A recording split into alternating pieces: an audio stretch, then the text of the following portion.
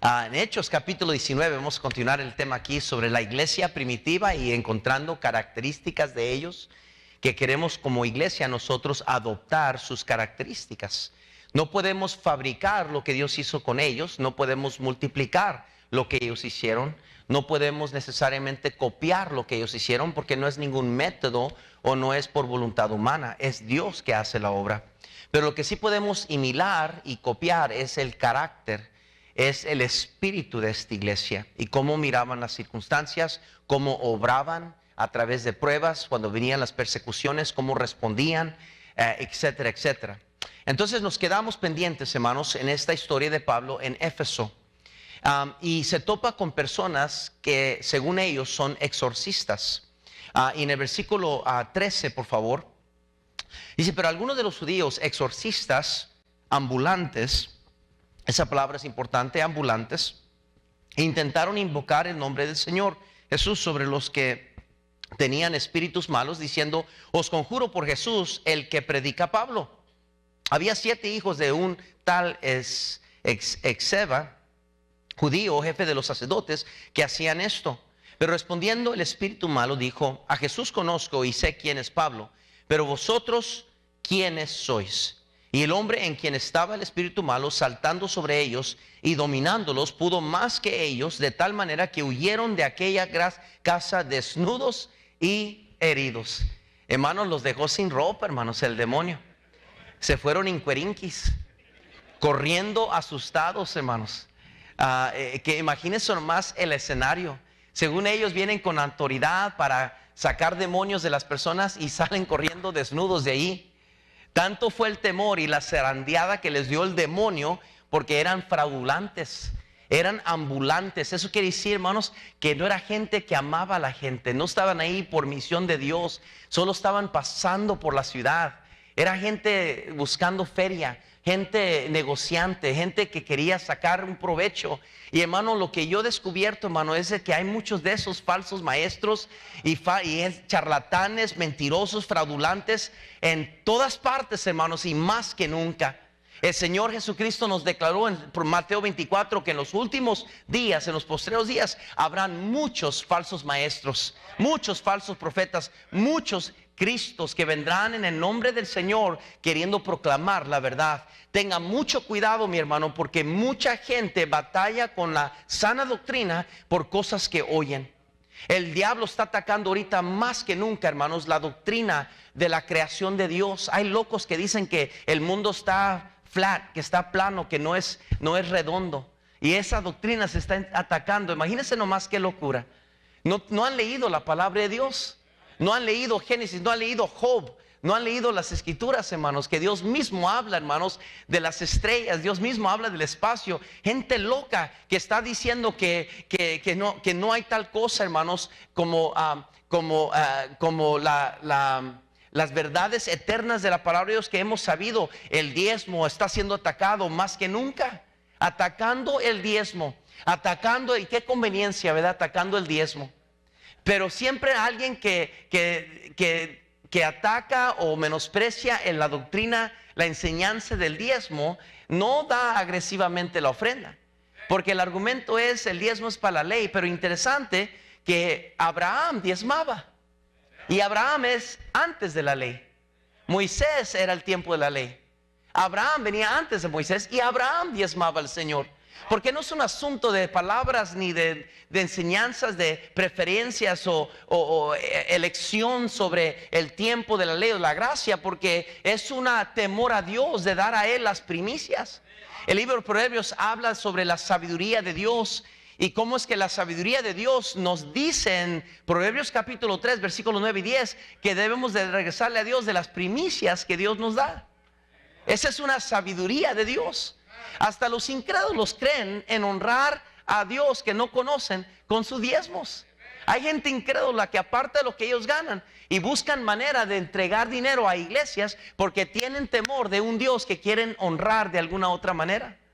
Hermano, tantas doctrinas que están siendo atacadas: la doctrina de la seguridad de la salvación, la doctrina, hermanos, de la autoridad eclesiástica, la doctrina de tantas cosas, hermano. ¿Por qué? Porque el diablo está atacando más que nunca. Pero Dice estos hombres que decían, en tu nombre sacamos demonios y hacimos milagros. Un día llegarán ante el Señor en el cielo diciendo esas palabras. Y el Señor les contestará para atrás, apartaos de mí, hacedores de maldad. Hay muchos ministros falsos. Hay muchos ministros y ministras falsas.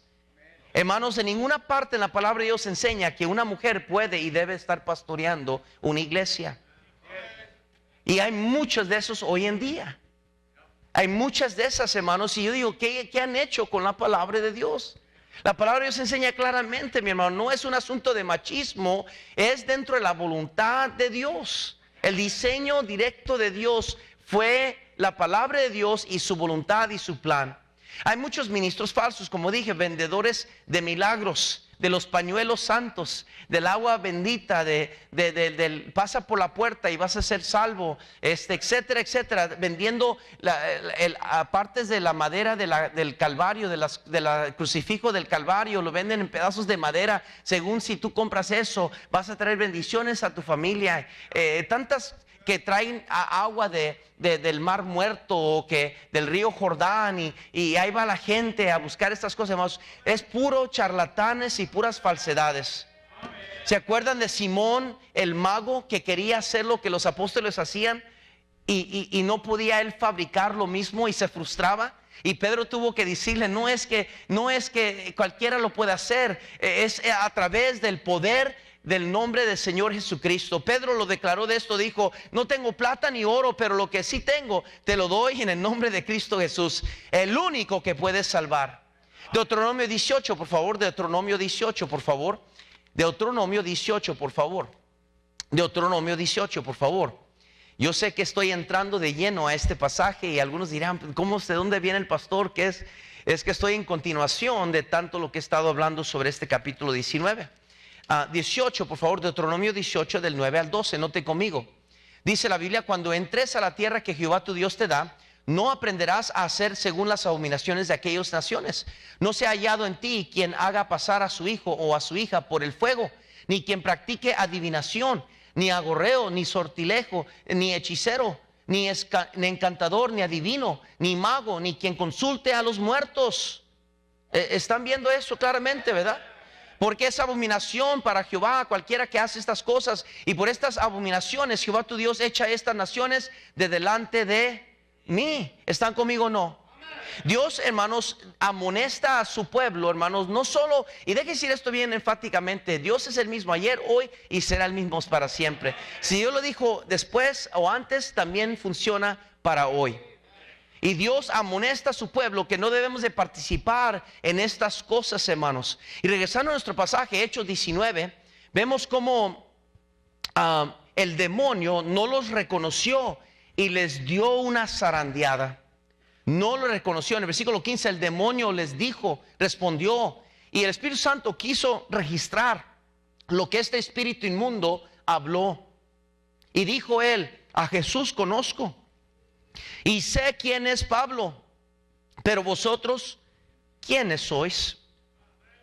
En Mateo 7, por favor, Mateo 7, por favor, vayan corriendo ahí, Mateo 7, versículo 21, dice la palabra de Dios así: no todo el que me dice Señor, Señor, entrará al reino de los cielos, sino el que hace la voluntad de mi Padre que está en los cielos. Muchos me dirán en aquel día, Señor, Señor, ¿no profetizamos en tu nombre y en tu nombre echamos fuera qué?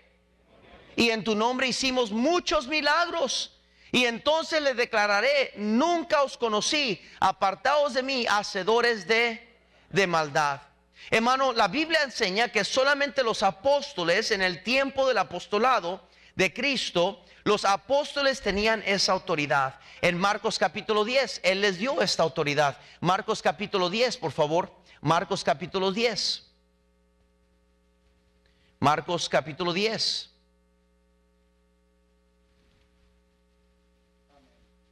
No es Marcos, es Mateo.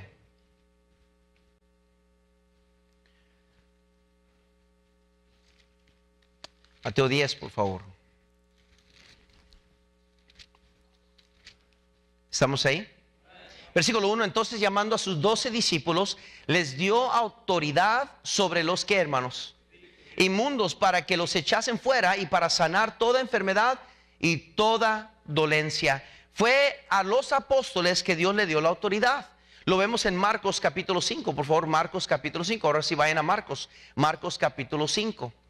Marcos capítulo 5, versículos 3 y 4, donde dice la Biblia que tenía su morada en los sepulcros y nadie podía atarle, ni aún con cadenas, hablando del endemoniado de Gadareno, porque muchas veces había sido atado con grillos y cadenas, mas las cadenas habían sido hechas pedazos por él y desmenuzados los grillos, y nadie le podía dominar. Y siempre, de día y de noche, andaba dando voces en los montes y en los sepulcros, hiriéndose con piedras. Cuando vio pues a Jesús, nomás mirar a Jesús de lejos, corrió y ¿qué? Arrodilló ante él. Hermano, el diablo tiembla ante el Señor Jesucristo. La Biblia dice que hasta los demonios creen y tiemblan. Hermanos, estos fraudulantes hablan muy bonito, pero no tienen el poder de lo alto, hermanos.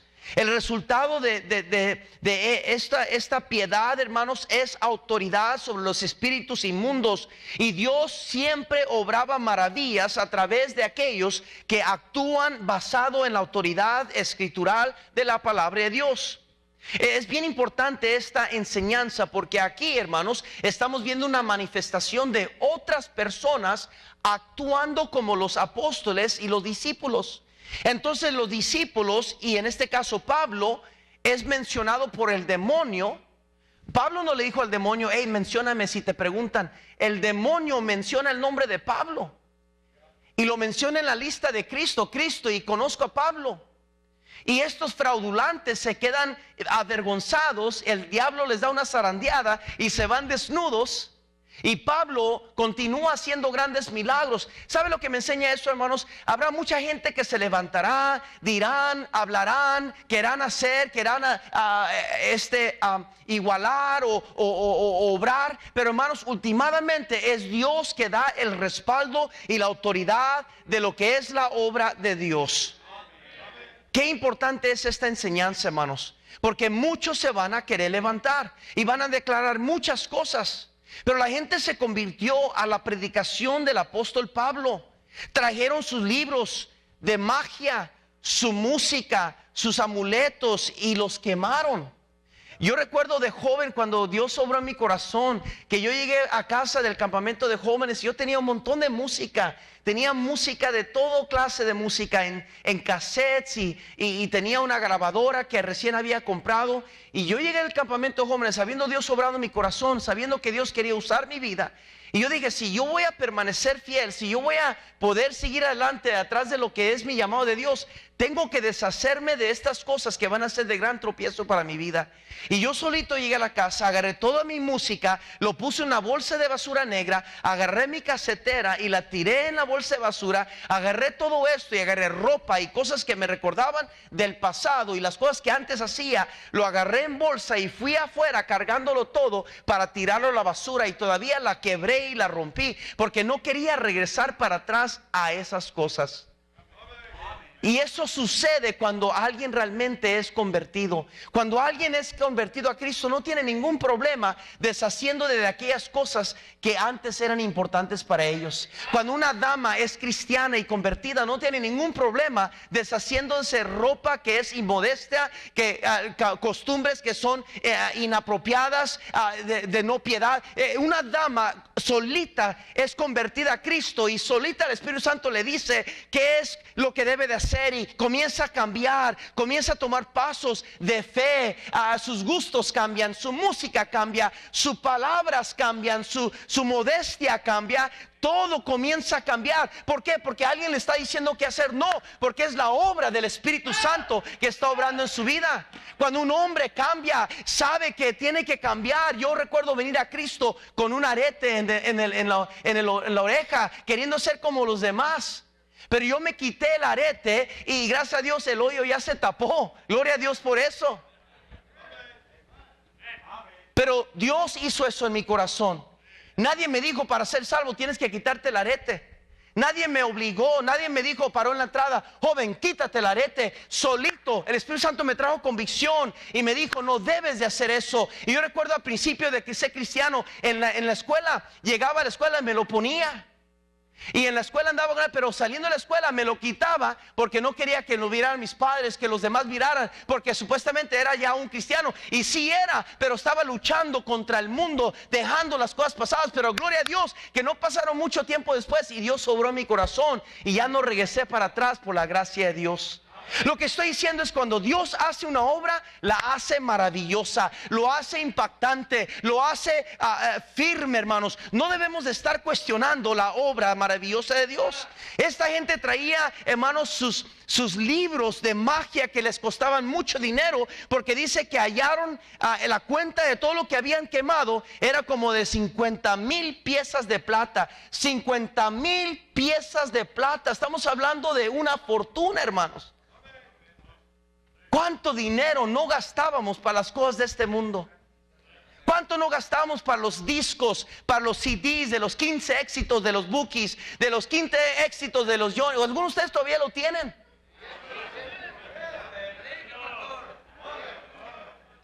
Y se la pone a escuchar y creen que eso le agrada a Dios. Creen que Dios en el cielo no le importa, que no se molesta cuando dice Dios: yo di mi hijo para que tú no tuvieras esclavizado eso. Yo di lo más precioso que tenía en el cielo, lo entregué para darte libertad de esas cosas. Y mientras tú lo disfrutas y te ríes y te mofas de que eso no es importante, yo di mi hijo por ti.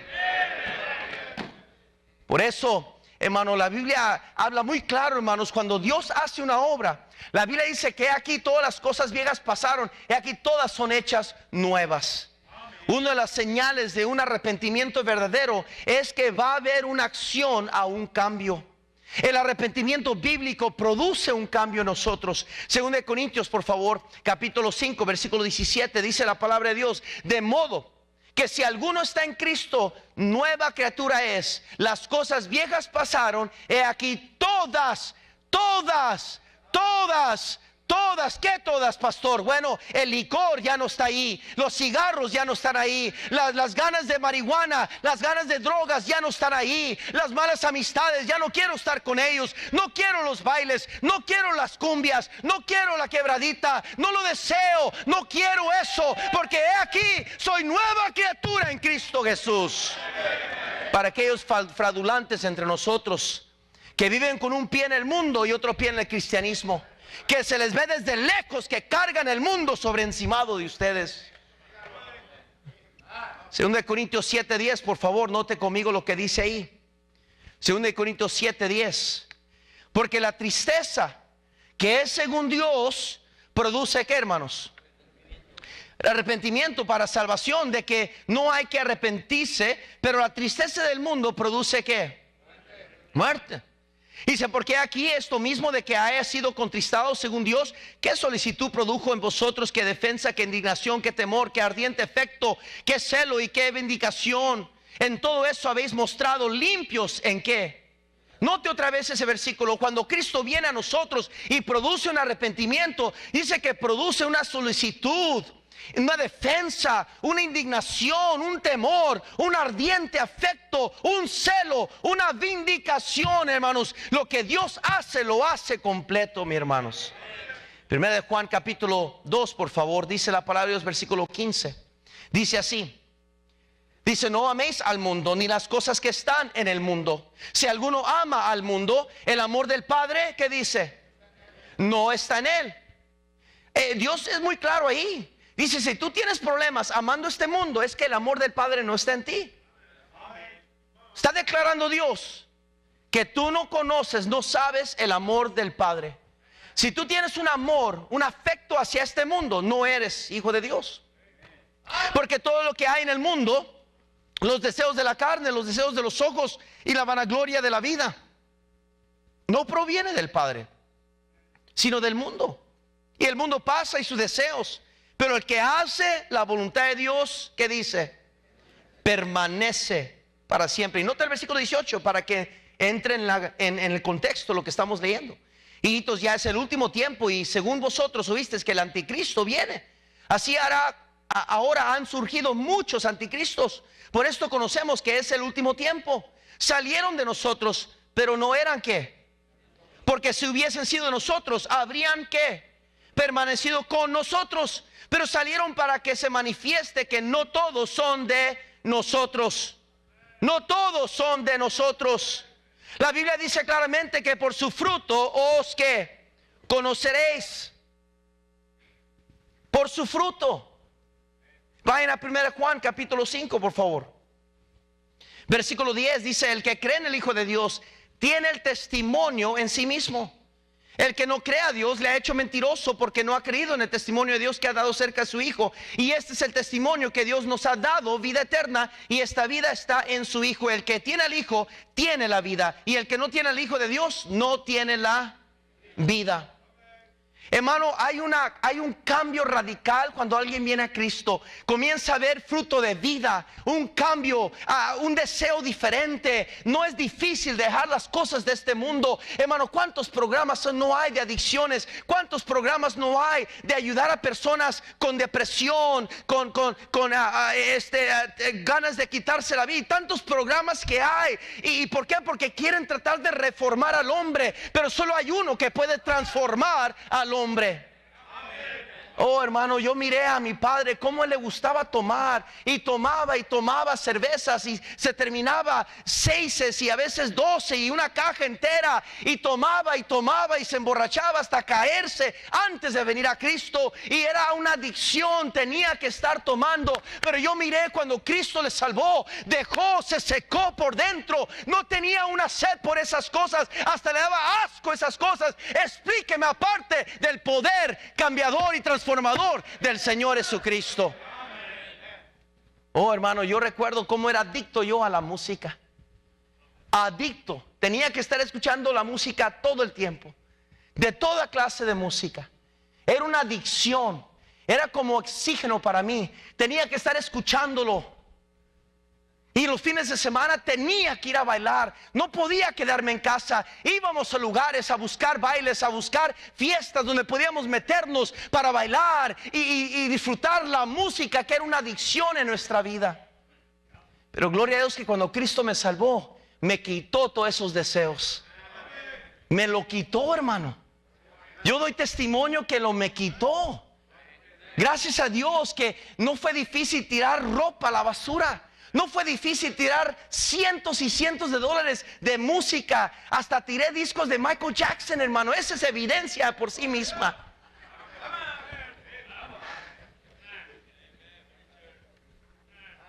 Pero aquí hay cristianos que todavía tienen esas cochinadas en su vida.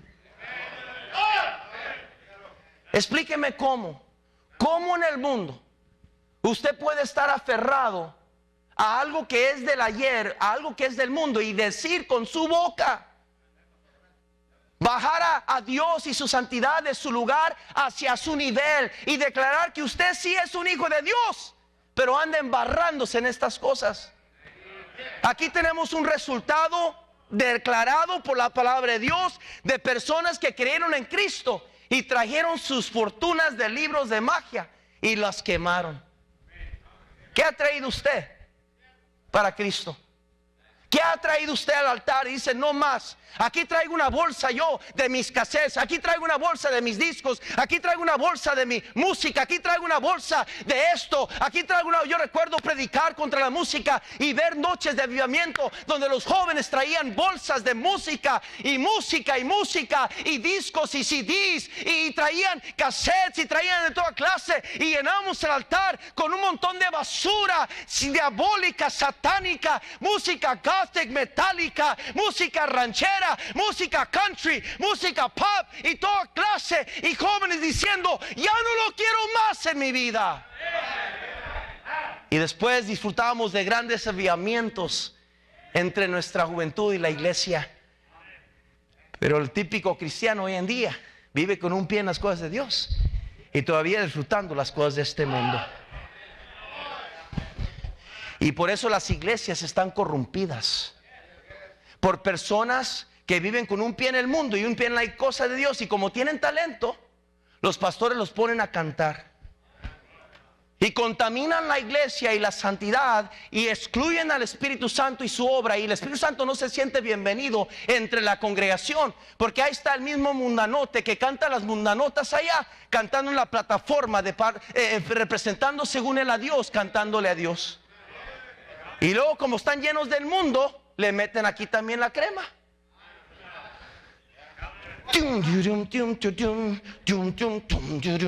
Oh, perdón, no es Hotel California, es Santo, Santo, Santo. Porque les sale de los poros. No pueden más que decir y declarar lo que están escuchando. Por eso les fascina, quieren la atención, quieren el arte, que los vean, lo reconozcan, y ya no saben qué hacer. Quieren acercarse más y más al mundo, entre más instrumentos. ¿Y por qué tráete la batería? ¿Y por qué no un tambor? ¿Y por qué no esto? ¿Y por qué no el de ese? Ya ni sé cómo se llaman los de esos. ¿Por qué? Porque quiero sentir la música. Y no importa cómo me esté mirando, yo sé dónde estoy parado esta noche. Quieren sentir la música. Deje de declararle y decirle y recordarle que la música no es para nosotros, es para la gloria del Señor. Es para honrar al Señor. Y es a través de honrar a Dios y exaltarle su nombre que entonces, hermanos, sentimos una gratificación, no en lo que estamos cantando, no en la satisfacción de lo que escuchamos, sino el saber que estamos conectándonos a Dios y lo estamos alabando y adorándole a Él en espíritu y en verdad. No podemos separar lo espiritual de la verdad. No se aplica, no se puede comprar. No puedo yo andar ¿verdad? De cholo, ¿verdad? Como le llaman rayo. Estás en la roca está en Cristo. No puedo yo contaminar la plataforma, el altar de Dios, que es santo, santo, santo, lo acabamos de cantar. El endemoniado de Gadara estaba lleno de demonios, una legión. Y los demonios, nomás a ver a Jesús, se atemorizaron. La mujer samaritana se arrepiente de su pecado. Una mujer sola, una mujer abusada, una mujer abandonada, una mujer triste, a las escondidas, porque le daba pena, porque había tenido 5 maridos, y con el que estaba no era su marido. Su vida era un fracaso, era una vergüenza, y él escondía, llegaba con su cántaro a agarrar agua mientras las otras mujeres no llegaban, y se encontró con un hombre que le había dicho todo lo que había hecho, y él dejó su cántaro y fue corriendo a decirle a todo el pueblo sin vergüenza. Quizás antes tenía vergüenza, pero ahora con Cristo su corazón no le da vergüenza. Hey, vengan a conocer un hombre quien me ha dicho toda la verdad. ¿No será este el Cristo? Y toda una ciudad vino a conocer a Cristo por una mujer samaritana que se encontró con su Salvador. Pablo de Tarsis, el número 1 enemigo del pueblo de Israel, de los cristianos. Pablo de Tarsis, ¿se da cuenta que Putin es convertido a Cristo? Y de repente entra aquí en nuestra iglesia. Muchos de los diáconos llamarían a la seguridad. Llegó Putin, llama a la seguridad.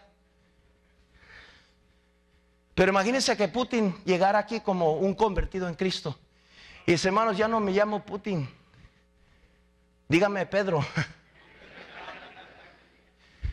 Cristo me ha salvado. Muchos de nosotros digamos: ay, no sé, ¿qué tal si está plantando un misil? Ay, ¿qué tal si? Pues Pablo era esa persona, Saulo de Tarsis. Pero era tan evidente el cambio que Dios había hecho en su vida, que los hermanos lo recibieron, dice la Biblia, como hermano, y le dieron la bienvenida. Porque no se tiene que hablar mucho. Hay algo, la Biblia dice que el Espíritu da testimonio a nuestro espíritu que somos hijos de Dios. Quizás de esto hablaba Jesús en Apocalipsis 2, 4 al 5, donde les reta a la iglesia de Éfeso, y les dice: yo sé lo que han hecho, yo conozco sus buenas obras, conozco su arduo trabajo, pero tengo contra ustedes que dejaron de ser aquella iglesia que trajeron todos sus música y sus libros al altar y los quemaron. Han dejado su primer amor. Antes dejaban cosas, cualquier cosa por mi causa. No les importaba ganar más dinero. No les importaba la casa más grande. No les importaba las cosas de este mundo. No les importaba esto y lo otro. Lo daban por mí sin pensarlo. Pero tengo contra ustedes que han dejado su primer amor. Antes estaban dispuestos a dejar todo por mí. Y ahora han dejado su primer amor. El satanismo y sus artimañas, como el humanismo, cinicismo, ateísmo, en las literaturas, la música, la pornografía, las películas, han tenido un efecto sobre el cristianismo a través de estos últimos siglos y décadas. Tenemos que, hermanos, deshacernos de cualquier cosa que no le agrada al Señor. Hay tres características que encontramos aquí en esta porción del libro de Hechos.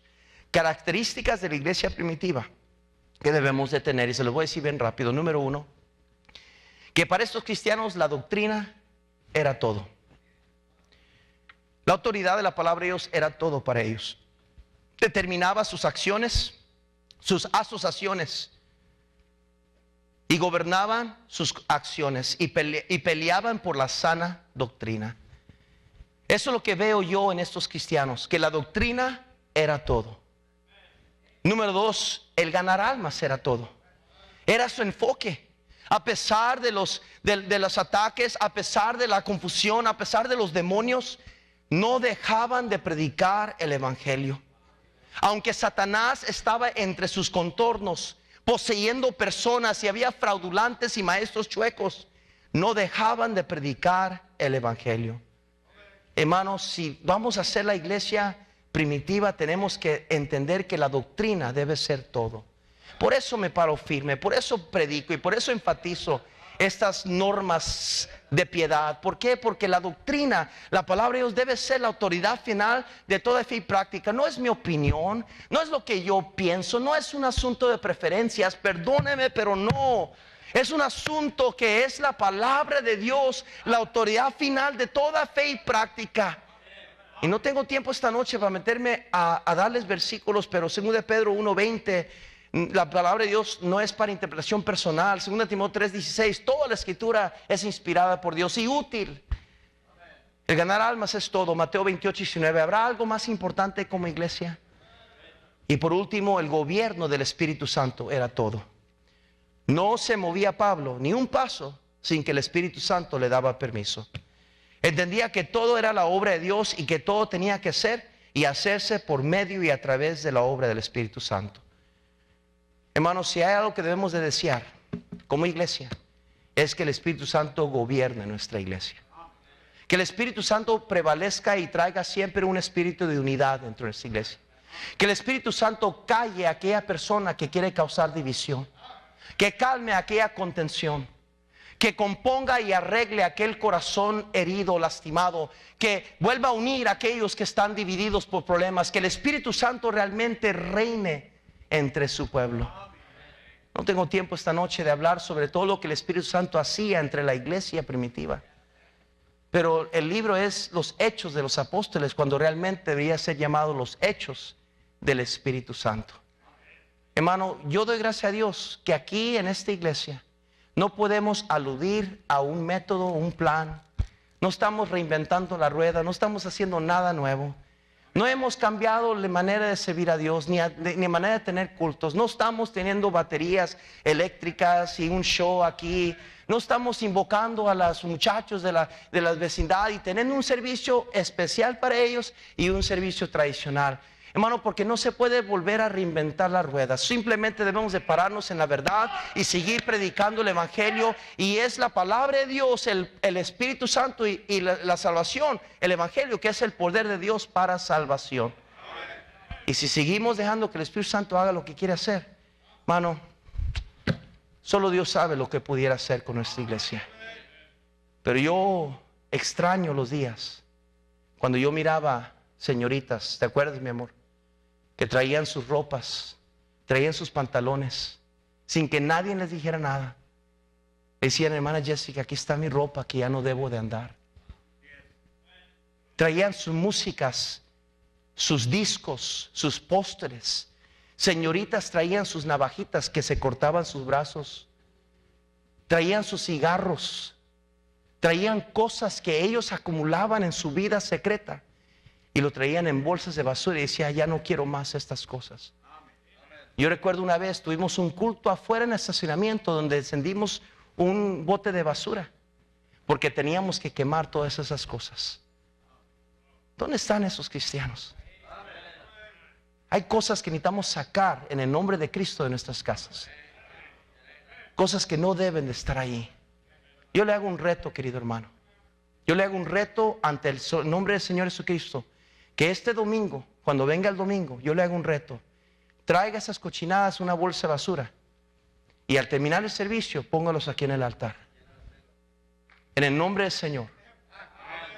Tráigalo. Agarre aquello que no debe de tener. Si es ropa, es ropa. Si es música, es música. Si son libros, es música. Si es una botella de vino que le regaló su abuelo, que todavía tiene el gusano ahí, tráigalo aquí.